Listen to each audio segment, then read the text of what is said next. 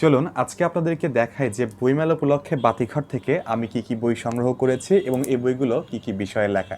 তাহলে দেরি না করে চলুন ভিডিওটা শুরু করা যায়। আজকের প্রথম বইটা হলো পাওলো কোয়েলহোর লেখা by the river Piedra I sat down and wept. এই বইটা একাধারে আত্মঅন্বেষণ, প্রেম এবং সবচেয়ে বেশি যে বিষয়টা বইটাতে নাড়িয়ে দিয়েছে সেটা হলো আধ্যাত্মিকতা।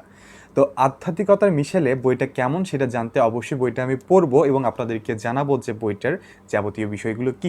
এরপরে বইটা হলো কৌশিক মজুমদারের লেখা নলা, যে বইটাতে 150টি পদের খাবার নিয়ে আলোচনা করা হয়েছে, খাবার এবং তাদের ইতিহাস। এবং এই যে আলোচনাগুলো হয়েছে এই আলোচনাগুলো এতটাই চিত্তাকর্ষক যেটা বৈঠকীয় আলোচনার মাধ্যমে তুলে ধরা হয়েছে।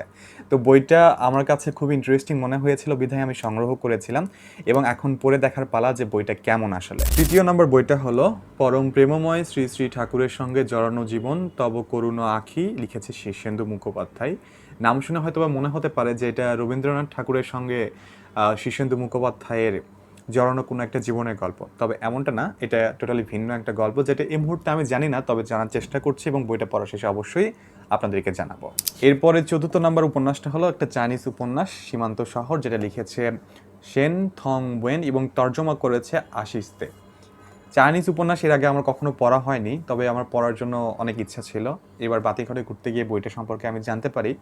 তো শেন থং ওয়েন একজন চাইনিজ বিখ্যাত লেখক, যিনি 1934 সালে এই বইটা লিখেছেন যদি ভুল না করে থাকি। এবং এই বইটার যে গল্পটা সেটা একেবারে নীরব ট্র্যাজেডির মতো, যেখানে খেটে খাওয়া মানুষদের গল্পগুলো এবং তাদের জীবন সংগ্রাম, তারপরে চাইনিজ গ্রামীণ পরিবেশ, এগুলোকে একেবারে প্রাণবন্তভাবে ফুটিয়ে তোলা হয়েছে ট্র্যাজেডির মাধ্যমে। তো বইটা আমাকে বেশ আকর্ষণ করে এবং বইটার পড়ার প্রতি আমার ভীষণ আগ্রহ রয়েছে এই মুহূর্তে। তারপরে বইটা হলো শ্রেষ্ঠ গল্প, শীর্ষেন্দু মুখোপাধ্যায়ের লেখা গল্প সমগ্র, যেখানে তার বিখ্যাত বিখ্যাত গল্পগুলোকে মলাটবদ্ধ করা হয়েছে। আমার শীর্ষেন্দু মুখোপাধ্যায় পড়তে বেশ ভালোই লাগে, এই জন্য তার প্রত্যেকটা বই যখন আমি দেখি তখন সংগ্রহ করার চেষ্টা করি। তো বইটা এসেছে দেশ পাবলিকেশনস থেকে, এটা অবশ্যই একটা অরিজিনাল প্রিন্টের বই। এই ছিল আজকের বুক হল। এর মাঝে কোন বইগুলো আপনাদের পড়া হয়েছে এবং কেমন লেগেছে সেটা অবশ্যই কমেন্ট বক্সে জানাবেন। আর অবশ্যই তো আমি শেয়ার করব বইগুলো পড়া হয়ে গেলে যে বইগুলো আমার কেমন লেগেছে। যাই হোক, আজকের ভিডিওটা এই পর্যন্তই। আশা করি পরবর্তীতে নতুন কোনো ভিডিওতে দেখা হবে, সেই পর্যন্ত অপেক্ষা করবেন। ধন্যবাদ সবাইকে।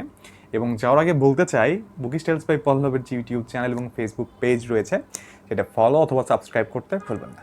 ধন্যবাদ।